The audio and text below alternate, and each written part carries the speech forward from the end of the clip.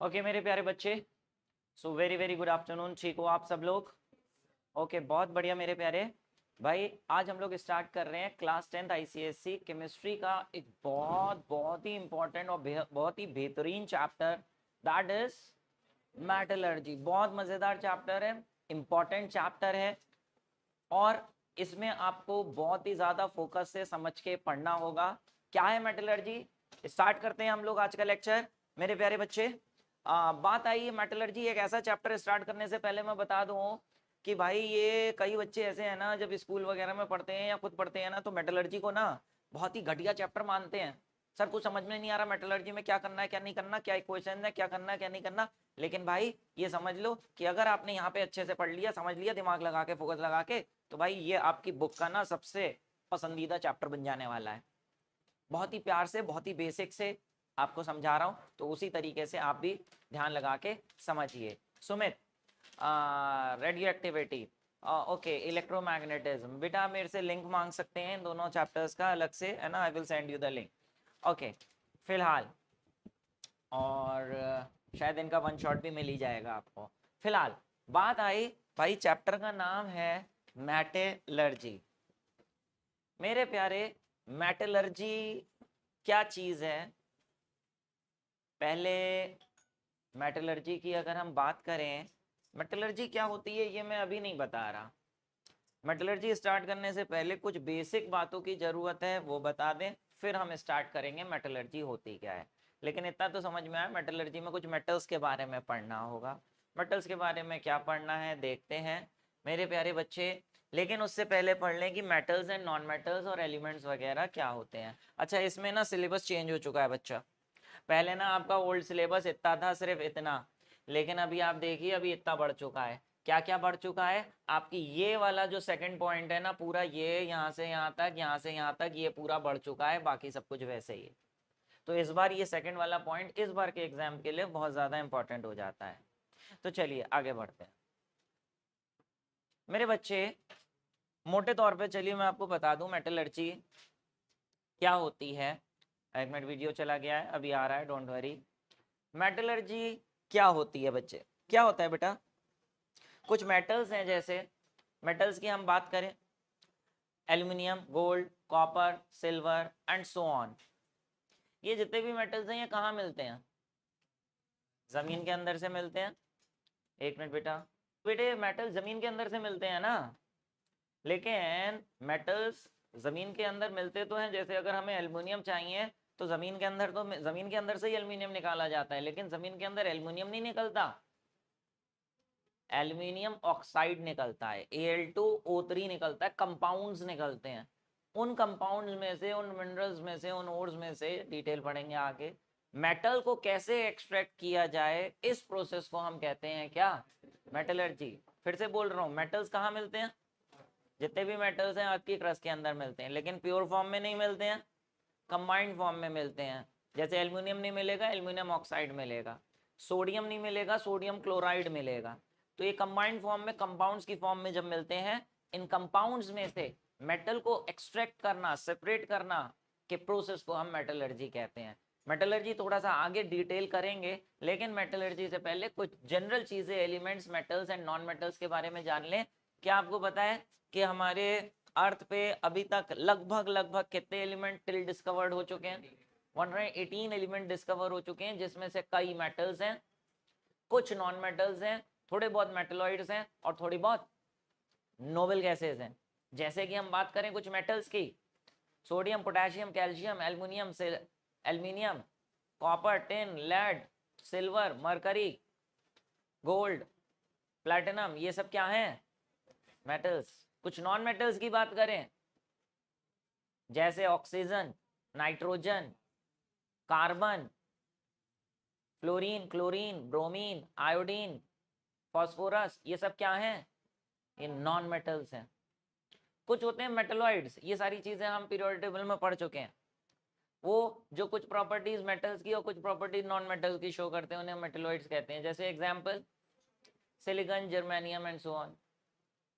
ऐसे कुछ होती है नोबल गैसेस, जिनका आउटर मोस्ट शेल कंप्लीट होता है। जैसे 6 नोबल गैसेस हैं। सबसे पहली हीलियम, फिर neon, argon, krypton, xenon, radon, ये जितने हैं ना, ये सब एलिमेंट्स कहते हैं। Metal, non metal, metalloid, noble gases मिला के हम इन्हें एलिमेंट्स कहते हैं।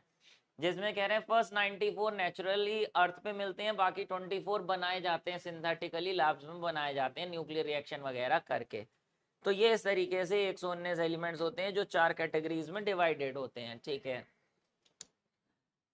तो इन जनरल ये सारी चीजें आप पीरियोडिक टेबल में पढ़ चुके हैं। बोले क्या एलिमेंट्स क्या होते हैं? जिन्हें मोर सिंपलर सब्सटेंसेस में ब्रेक नहीं किया जा सकता, उन्हें हम एलिमेंट्स कहते हैं।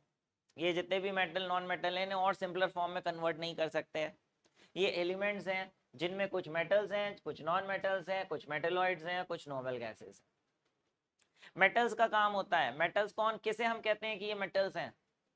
जिनके आउटर मोस्ट शेल में 1, 2 या 3 इलेक्ट्रॉन्स होते हैं, जो अपने इलेक्ट्रॉन्स को लूज करते हैं स्टेबिलिटी गेन करने के लिए, अपना ऑक्टेट या डुप्लेट कंप्लीट करने के लिए जो इलेक्ट्रॉन लूज करते हैं उन्हें हम क्या कहते हैं?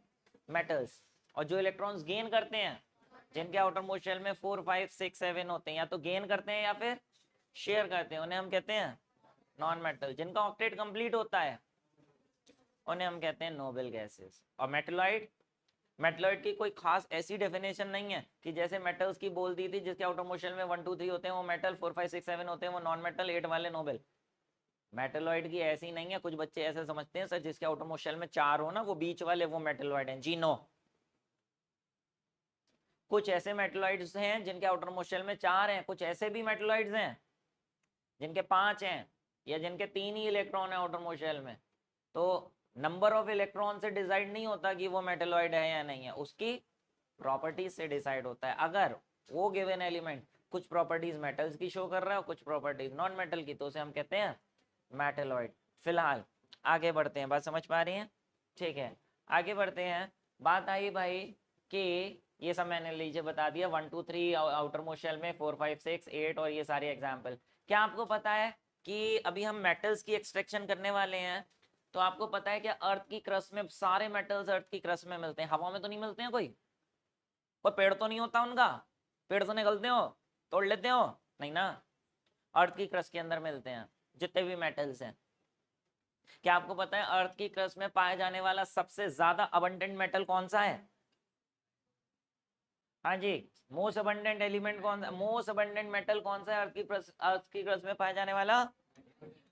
Aluminium is the most abundant, और उसके बाद आयरन।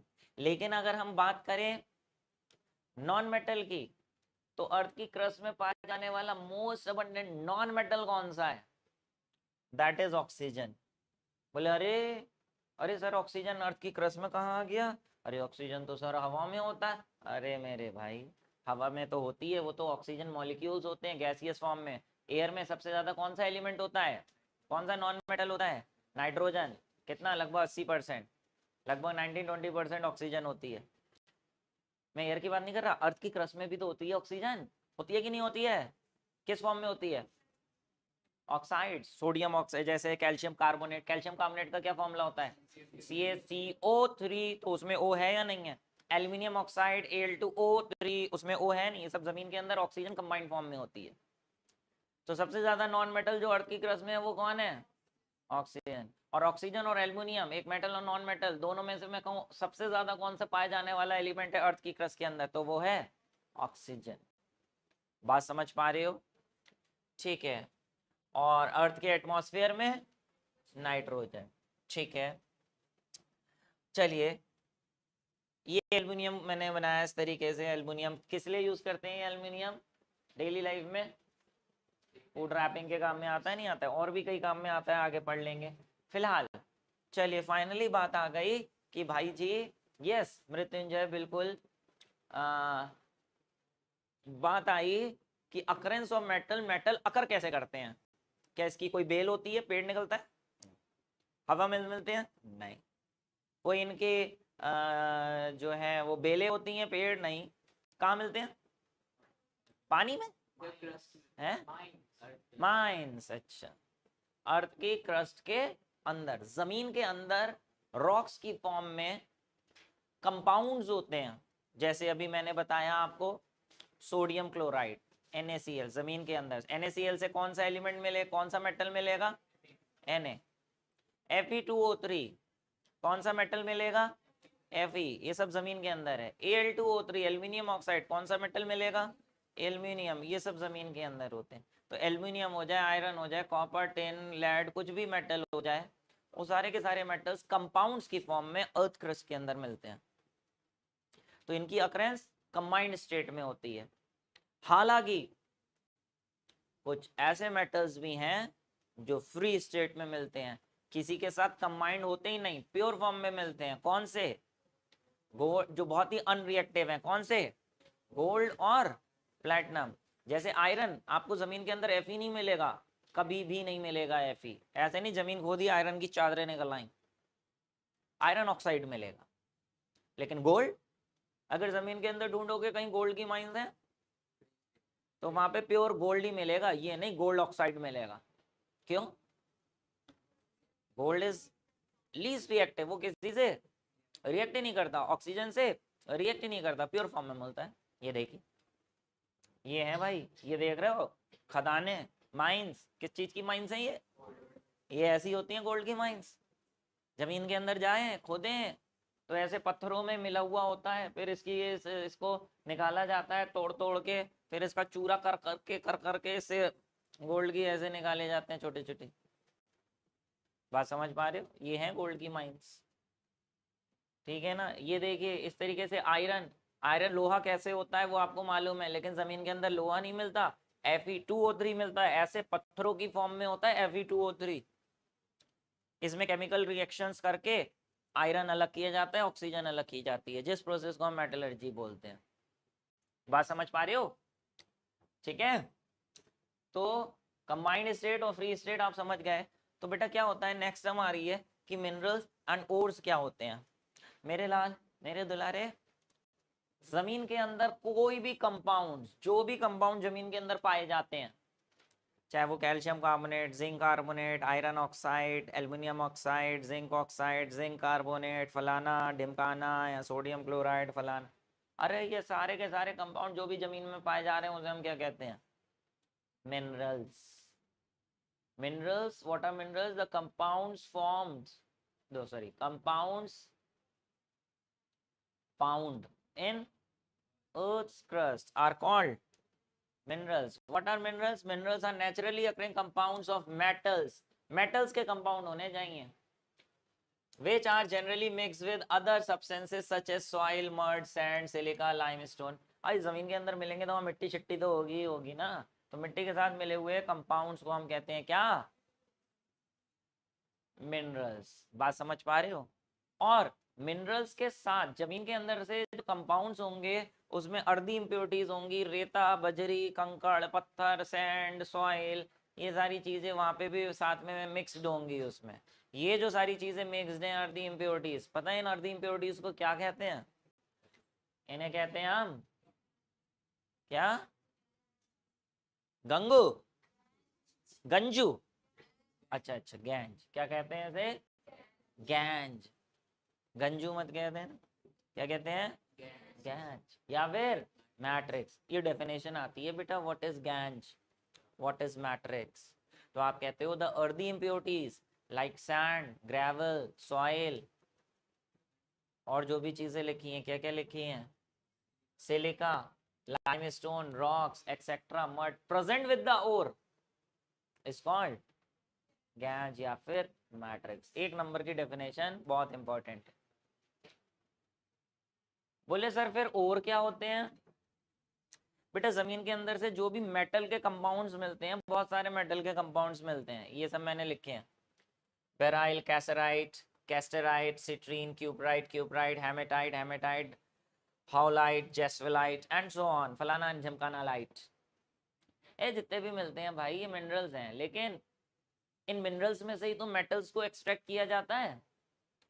जिन मिनरल्स में से मेटल को प्रॉफिटेबली एंड कन्वीनियंटली, आसानी से, सस्ते मध्य तरीके से मेटल को हम आसानी से निकाल पाए जिस मिनरल में से, उस मिनरल को कहते हैं हम ओर। तो आपसे पूछेगा व्हाट इज ओर, तो आप कहोगे the minerals from which metals can be extracted easily, conveniently, profitably are called ores. मतलब कई ऐसे मिनरल्स भी होते हैं जिनमें से मेटल्स को निकालना, एक्सट्रैक्ट करना किसी रिएक्शन से बहुत मुश्किल होता है और उसका जो प्रोसेस भी काफ़ी महंगा पड़ जाता है। और जब महंगा पड़ जाएगा तो क्या उससे निकालने की कोशिश करोगे? नहीं, अड़ा बोले किसी काम का नहीं है, इससे तो बहुत महंगा पड़ेगा। तो उसे हम और नहीं कहेंगे, और उसी को कहेंगे जिस मिनरल से आसानी से निकाल सके। बात समझ पा रहे हो? दुनिया भर के बहुत सारे अलग अलग मेटल्स के सबके ओर्स ही होते हैं। जैसे ये पता है हेमेटाइट में से कौन सा मेटल निकाला जाता है? आयरन। हेमेटाइट का फॉर्मूला पता है क्या होता है? Fe2O3। इससे आयरन निकाला जाता है। पता है क्यूपराइट का फॉर्मूला क्या होता है? Cu2S। इससे कॉपर निकाला जाता है। ऐसे ही पाइराइट होता है, इससे आयरन निकाला जाता है Fe2। ऐसे ये कई सारे हैं, हमें सब नहीं करने हैं, इतना सारा नहीं करने हैं दुनिया भर के मार तमाम ना, हमें सिर्फ 3 करने हैं। 3 मेटल के ओर्स करने हैं सिर्फ हमारे सिलेबस में। वो है आपके एल्यूमिनियम के, आयरन के और जिंक के। सिर्फ एल्यूमिनियम, आयरन और जिंक 3 मेटल के और करने हैं। हटाओ। तो चलिए सबसे पहले हम बात करते हैं एल्यूमिनियम के ओर के। एल्यूमिनियम के खुद 3 ओर्स हैं। नमस्ते बेटा कुशाग मौर्य जी, कैसे हालचाल? मेरे प्यारे कुशाग मौर्य कुछ कहना चाहते हैं क्या?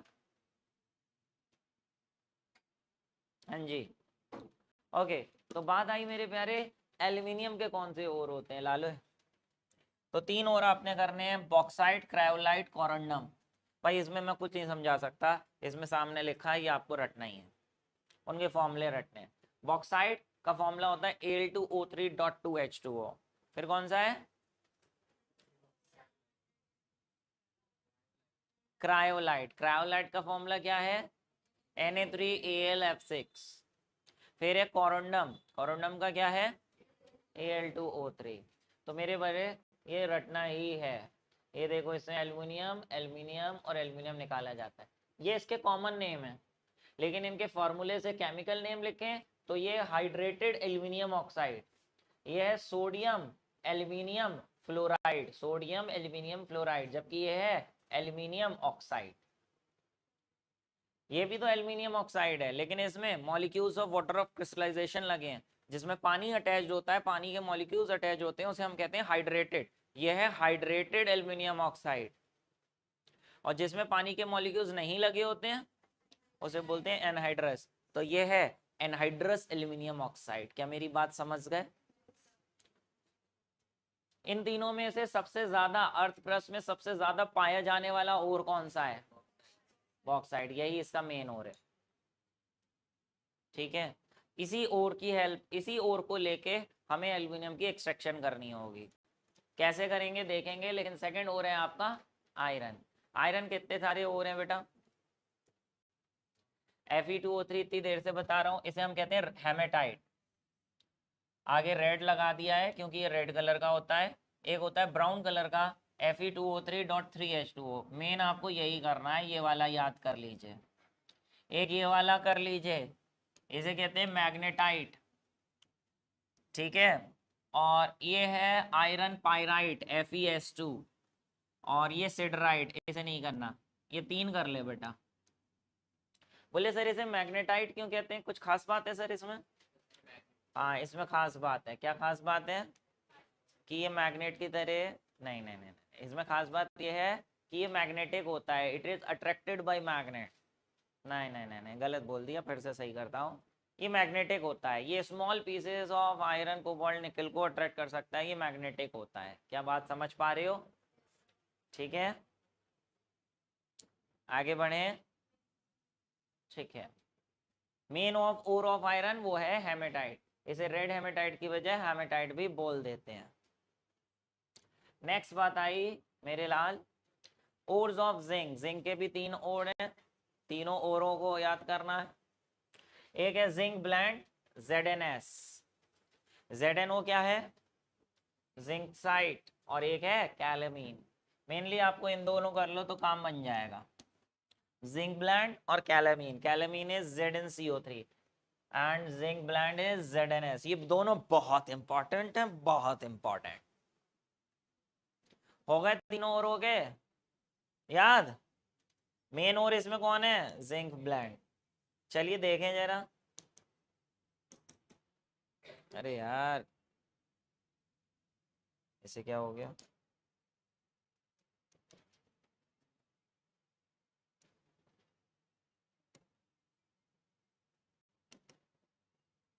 हाँ जी, बात समझ में आ रही है। ठीक है आगे बढ़ते हैं। ठीक है तो चलो जरा देखें कितना याद हुआ आपने। बताना भैया, एल्युमिनियम का मेन और बताना। बॉक्साइट का फॉर्मूला Al2O3.2H2O। जिंक का मेन और बताना ZnS, जिसका नाम क्या है, zinc blende, ZnS zinc sulphide. और आयरन का Fe2O3, जिसका नाम क्या है, रेड हेमेटाइट या हेमेटाइट। ठीक है चलिए ओके। तो मेरे लाले अभी बात, यस अंश बिल्कुल बेटा। चलिए फिलहाल ये और समझ में आ गए। तो बताओ mister Divyansh, what are ores, ores क्या होते हैं। बेटा इतना हल्के नहीं, थोड़ा तेज करना पड़ेगा। आप बताइए मैडम। हाँ, the minerals from which metals can be extracted conveniently and profitably. कुछ ऐसे मिनरल्स भी हैं जिनमें से हम कन्वीनियंटली नहीं एक्सट्रैक्ट कर सकते, तो उन्हें हम और नहीं कहते। तो बताना जरा, ये दो लाइनें बोल रहा हूँ, इसमें से कौन सी लाइन सही है। ऑल मिनरल्स आर ओर्स या all ores are minerals. Yes, जितने भी ओर्स हैं वो क्या ही हैं, मिनरल। लेकिन सारे मिनरल्स ओर्स नहीं है। ठीक है कि नहीं है। चलिए फिलहाल मेरे लाल मेरे दुलारे, बात आई भाई, इसको काट देना चाहिए, ये हटाने से रह गया, पहले सिलेबस में से हट गई थी सेक्शन भी, अभी तो है सिलेबस में पूरा। फिलहाल अभी फाइनली मेटलर्जी की बात होने वाली है लाले मेरे बच्चे। मेटलर्जी क्या होती है, मैंने कहा जमीन के अंदर से हमें मेटल नहीं मिलता, क्या मिलता है, ओर्स मिलते हैं। उन ओर्स में से मेटल्स को एक्सट्रैक्ट करने का कोई एक सिंगल स्टेप नहीं होता। उस ओर को बहुत सारे, मोटे तौर पे 5 स्टेप से गुजरना पड़ता है, एक के बाद एक के बाद एक। तो ये जो पांचों 4-5 स्टेप्स होते हैं, जिन स्टेप से गुजर के किसी भी ओर से क्या एक्सट्रैक्ट किया जाता है, मेटल, उसे हम कहते हैं, उस सीरीज ऑफ स्टेप्स और प्रोसेस को हम कहते हैं क्या, मेटलर्जी। तो आपसे पूछा जाएगा what is metallurgy, the process of extraction of ore from their, process of extraction of metal from their ores is called metallurgy. बोले अच्छा, अच्छा सर 4-5 स्टेप्स हैं। हाँ स्टेप्स हैं 4-5 हैं भाई, कौन कौन से, चलो देख लेते हैं। बेटा जी जमीन के अंदर जो ओर मिलेगा, वो ओर कैसा मिलेगा, ऐसे जमीन खोदी तो पाउडर मिलेगा क्या, पाउडर की फॉर्म में ओर मिलेगा क्या, नहीं।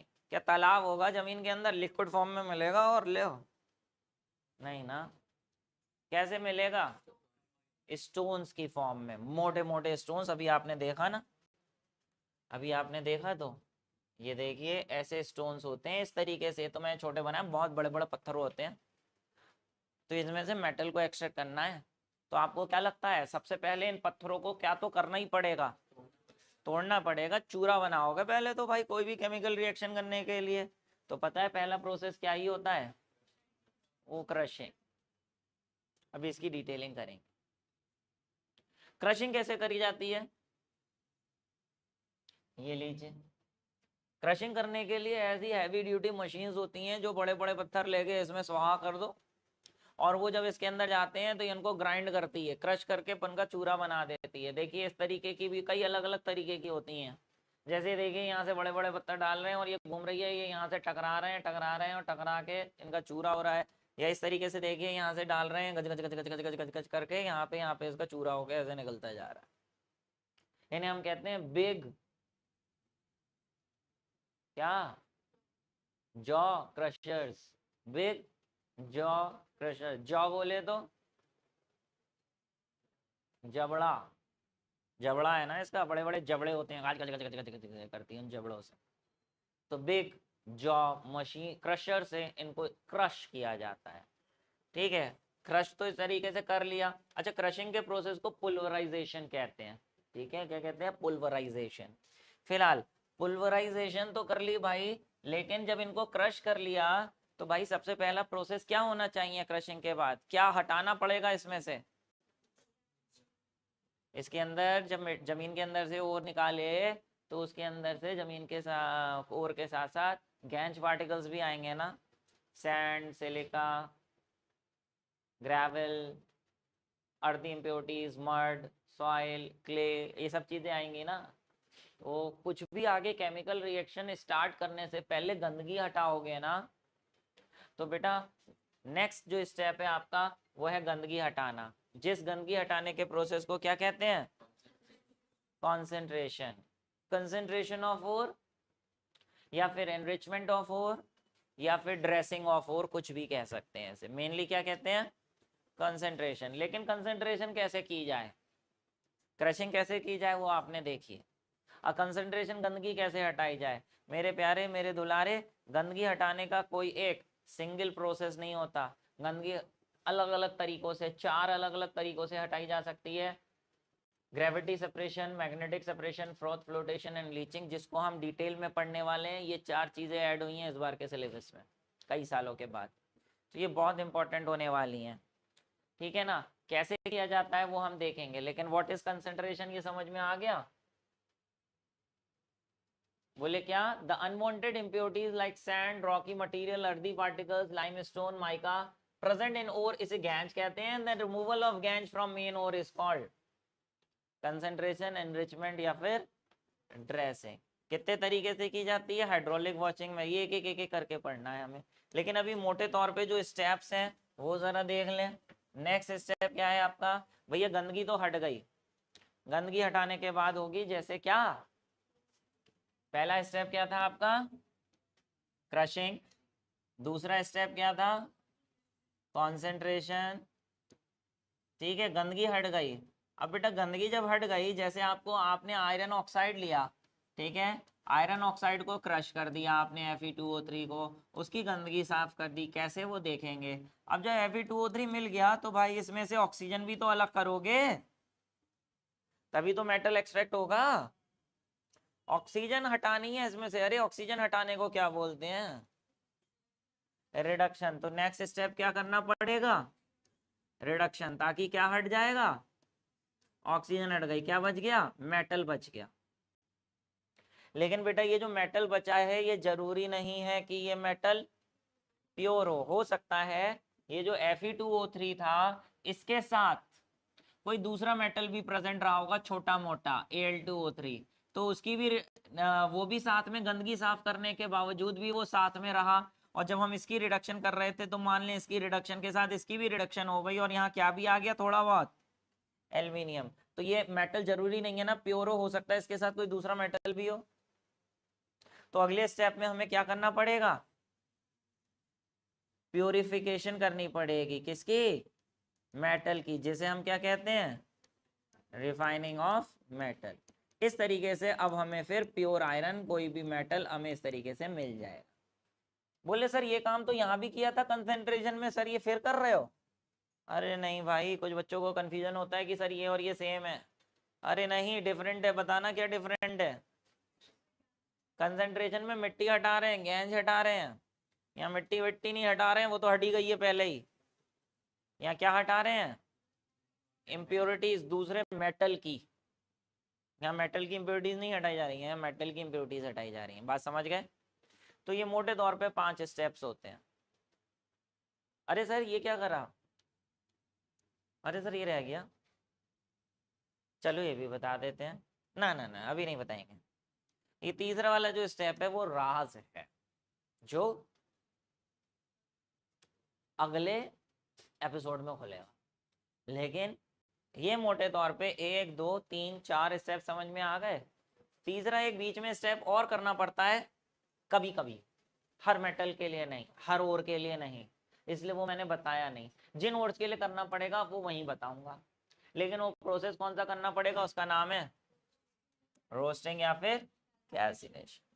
जैसे मैंने कहा कंसंट्रेशन करने का कोई एक सिंगल प्रोसेस नहीं होता, वो कितने तरीके से सफाई की जा सकती है, 4 अलग अलग तरीके से, डिपेंडिंग की कौन से ओर की सफाई करनी है। ऐसे ही रिडक्शन करने का, ऑक्सीजन हटाने का कोई एक सिंगल मेथड नहीं होता, वो भी 4-5 तरीके से किया जा सकता है। कौन से मेथड से किया जा सकता है, कब कौन सा अप्लाई करेंगे वो हम देखेंगे। ऐसे ही रिफाइनिंग भी, मेटल को प्योरीफाई करने का भी एक तरीका नहीं होता, 4 तरीके होते हैं। कौन से तरीके से कैसे कैसे कर सकते हैं वो हम देखेंगे, लेकिन आज के एपिसोड में हम इतना ही रख रहे हैं भाई, लेकिन कल का एपिसोड बहुत इंपॉर्टेंट होने वाला है, इसलिए जितना पढ़ लिया है वो पढ़ के आए और आगे समय से आ जाएं। कल मिलेंगे फिर से हम 3 बजे, तब तक के लिए tata, take care and bye bye and खुदा हाफिज।